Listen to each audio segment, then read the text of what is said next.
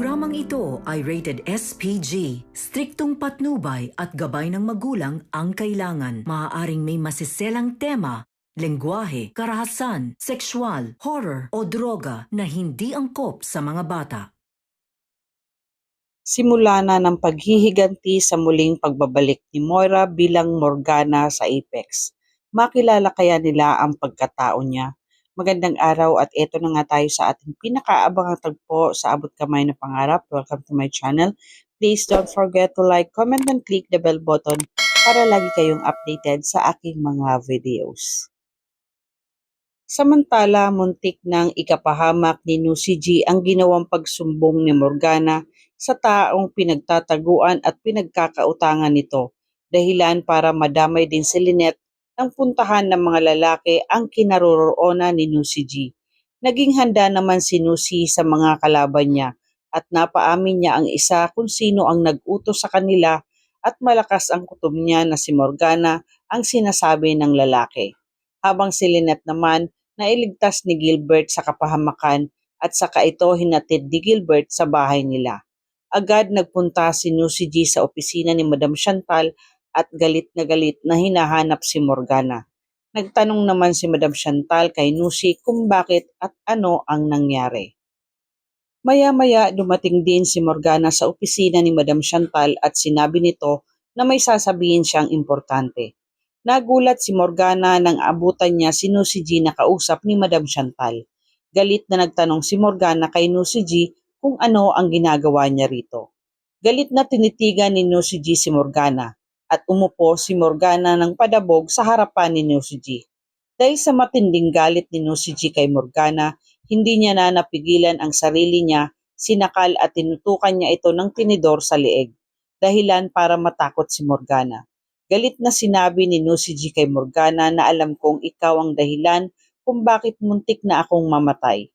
Nataranta na inawat ni Madam Chantal si Nusi G para bitawan nito si Morgana. Nagtanong si Madam Chantal kung ano ang nangyayari. Nagsabi si Nusi G na itanong mo dyan sa magaling mong anak kung ano ang ginawa niya.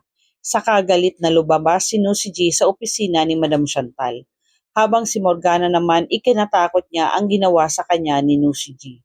Tinanong ni Madam Chantal si Morgana kung ano ang ginawa niya para magalit sa kanya ang kapatid niya.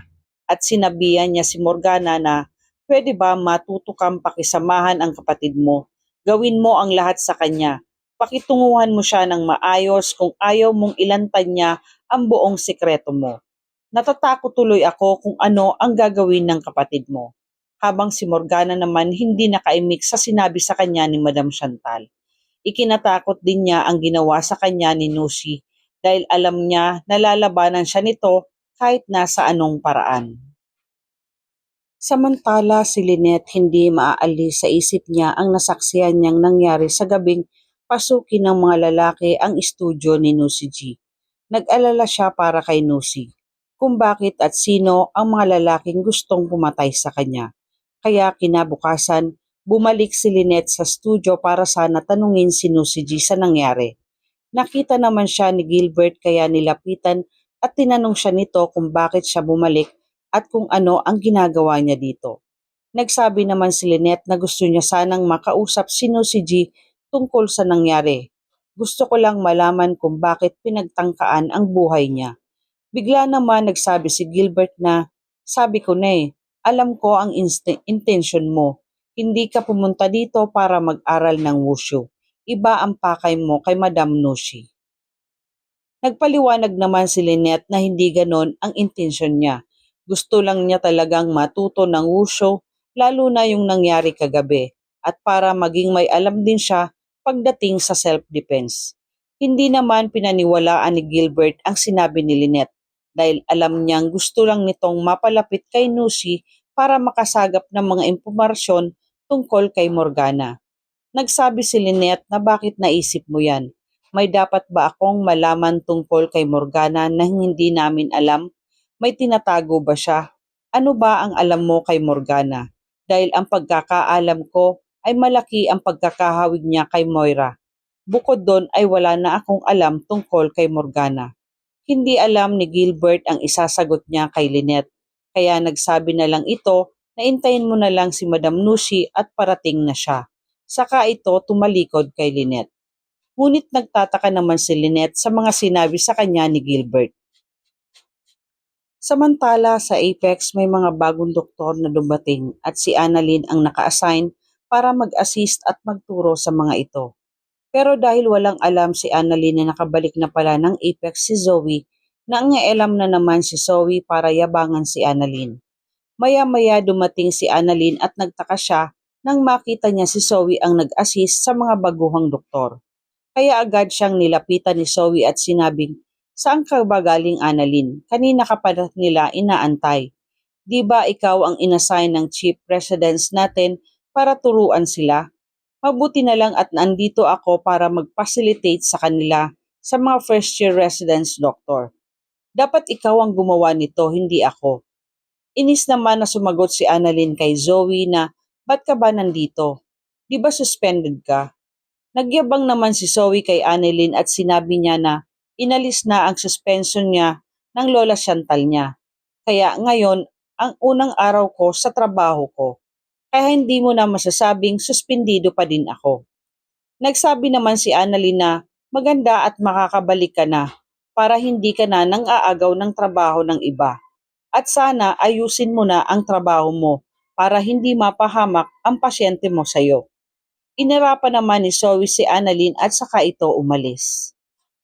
Samantala si Morgana sobrang natuwa dahil sa pumayag na ang isang board member ng Apex na ipagbili ang share sa kanya nito. Dahilan para muli siyang makabalik ng Apex at magkaroon ng sarili niyang shares nang hindi umaasa kay Madam Chantal. At dahil malaki ang shares ni Madam Chantal sa Apex, nagkaroon muli ng pagkakataon si Moira bilang Morgana na makabalik ng Apex. Walang kaalam-alam si Giselle at Robert sa muling pagbabalik ni Moira bilang Morgana. Habang si Madam Chantal naman, binati niya si Morgana sa muli nitong pagbabalik sa unang araw ng pagtatrabaho niya.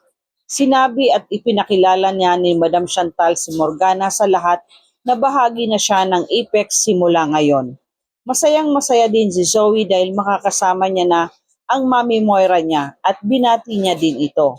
Habang ibang empleyado tulad ni Nurse Karen at Nurse Ivan ay hindi makapaniwala dahil parang muli nilang makakasama si Moira sa katauhan ni Morgana at ipinanalangin nila na huwag sanang tulad ito ng ugali ni Moira.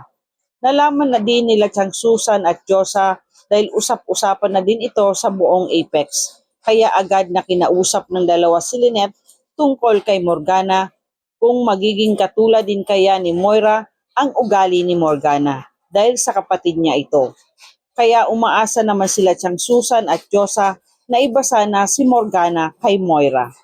Mag-uumpisa na kaya muling ang kalbaryo ni Annalyn at Lynette sa Apex sa muling pagbabalik ni Moira bilang Morgana?